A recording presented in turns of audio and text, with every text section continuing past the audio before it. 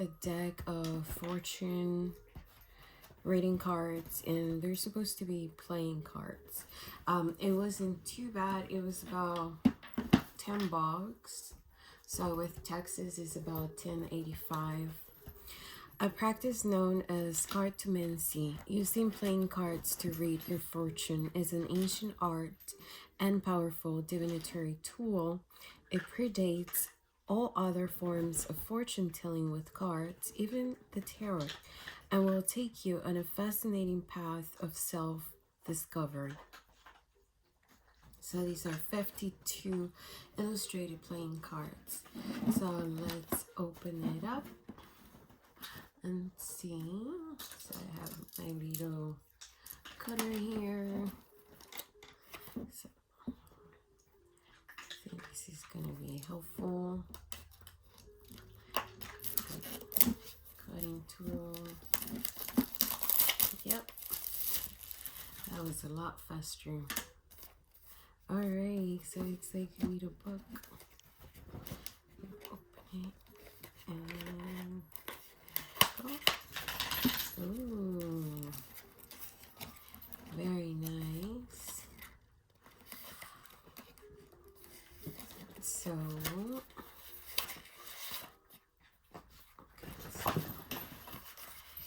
I took the whole thing out. So I guess it has a little book. How to Read Your Fortune in a Deck of Playing Cards by Jane Struthers. The diamonds, the spades, card combinations,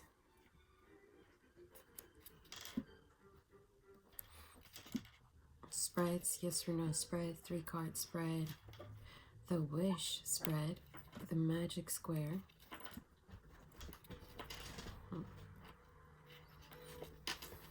the arch spread, very interesting, and final thoughts.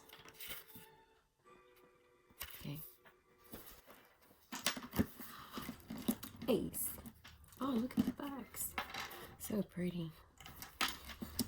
I guess what drew me to this was the queen. Such a beautiful design.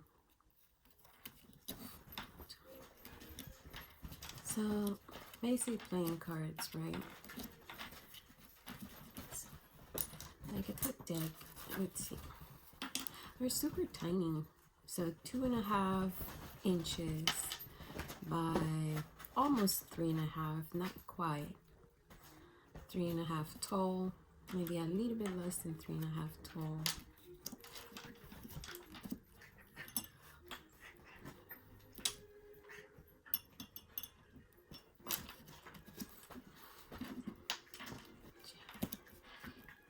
The queen, so pretty. Queen of Hearts.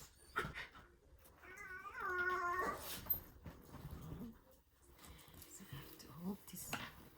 The King of Hearts.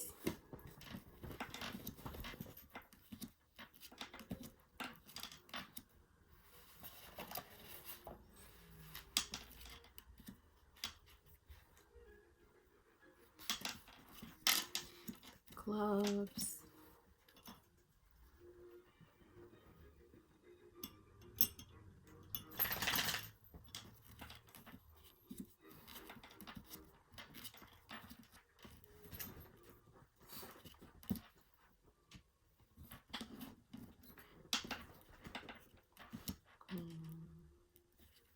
King.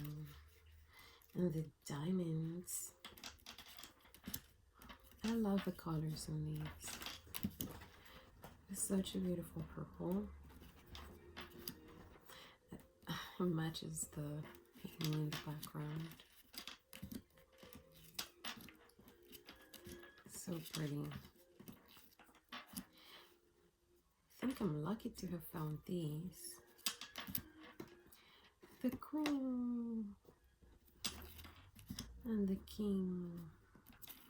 So pretty.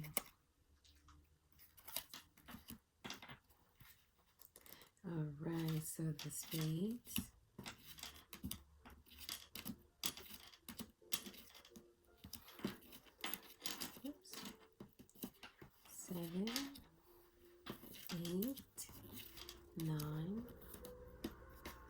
10.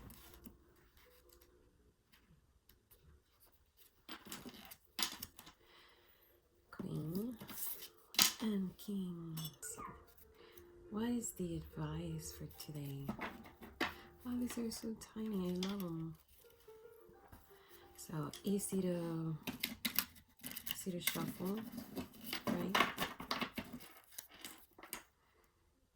So I'm thinking. So you. There's no reversals descriptions in here. So I guess you could probably tell if this was reversed, but I wouldn't be able to tell if this was reversed. So I'm not gonna do reversals with this one.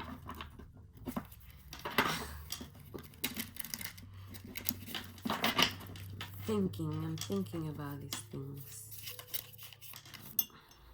Clear this thing. So let's see. Can we have some guidance for today?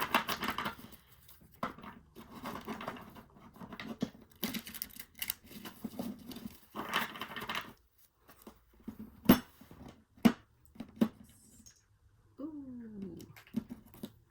All right. So let's do that.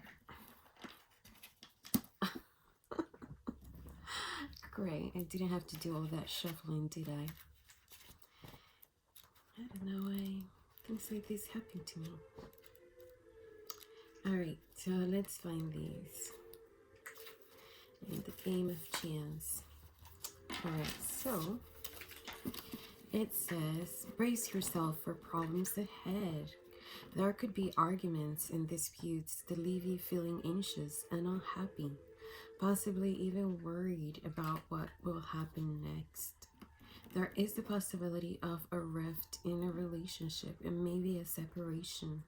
If you are considering joining forces with someone, whether for personal or professional reasons, this card is not encouraging unless other cards in the spread are much more positive. You might also have to deal with someone's spiteful comments or actions, or their betrayal of you.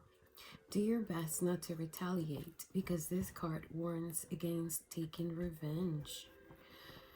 Problems and disagreements when dealing with other people, a temporary separation of a permanent breakup in a relationship, malicious gossip, unkind thoughts, vengeful actions. So there we have it.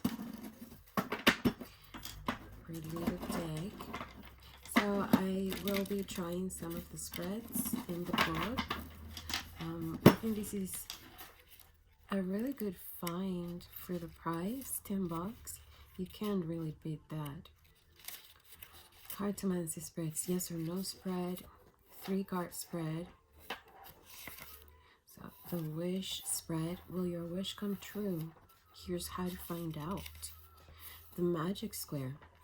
This spread gives an overview of the questioner's life. You can follow it up by focusing on a particular area that the questioner would like to know more about. First, choose the significator for the questioner and place it in the center of the table. The questioner shuffles and cuts the cards while thinking of their current circumstances.